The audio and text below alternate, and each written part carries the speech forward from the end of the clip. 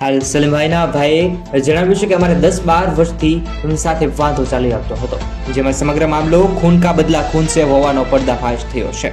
જૂનાગઢના વંથલી તાલુકાના રવની ગામની આ સમગ્ર ઘટના જે હાલમાં સામે આવી રહી છે, તેને લઈ પણ ઘણા સમાચાર અત્યારે સામે આવી રહ્યા છે. સમાચાર જે છે તેના વિશે જ ખાસ વાત કરીએ છીએ. જ્યારે સમગ્ર ઘટનામાં એક દાયકાના ભેરનો કરુણ અંજામ જોવા મળ્યો છે, જેમાં સલીમ સાંગ નામના યુવકની ગોળી મારીને હત્યા કરવામાં આવી છે. જ્યારે આ કેસમાં પોલીસે લતીફ સાંગ અને તેમના કુટુંબી ભાઈની ધરપકડ કરવામાં આવી છે અને તેમના કુટુંબી ભાઈ મુસ્તાદ દલની ધરપકડ કરવામાં આવી છે, જેમાં સમગ્ર મામલો ખૂન કા બદલા ખૂન સે હોવાનો પર્દાફાશ થયો છે. જ્યારે સમગ્ર ઘટનાને લઈ પોલીસને જાણવા મળ્યું છે કે અંદાજે 11 વર્ષ પહેલા હત્યારા લતીફ સાંગના પિતા અબ્દુલ સાંગની હત્યા કરવામાં આવી હતી, જેમાં આરોપી તરીકે મૃતક સલીમ સાંગ છે. હાલ સલીમભાઈના ભાઈએ જણાવ્યું છે કે અમારે 10-12 વર્ષથી એમની સાથે વાંધો ચાલી આવતો હતો. હાલ સલીમભાઈના ભાઈએ જણાવ્યું છે કે અમારે 10-12 વર્ષથી એમની સાથે વાંધો ચાલી આવતો હતો, જેમાં અમારા પારિવારિક યુસુફભાઈ લફીતના પિતા અબ્દુલ, એનો ભાઈ કાળો અને એનો છોકરો એમ 3 જણાએ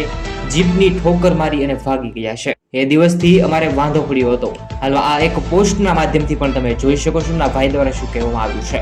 સમગ્ર ઘટના જે સામે આવી છે, હાલ ખૂબ દુઃખદાયક સમાચાર જે છે તે સામે આવી રહ્યા છે. જૂનાગઢ પંથકમાંથી દુઃખદાયક સમાચાર છે.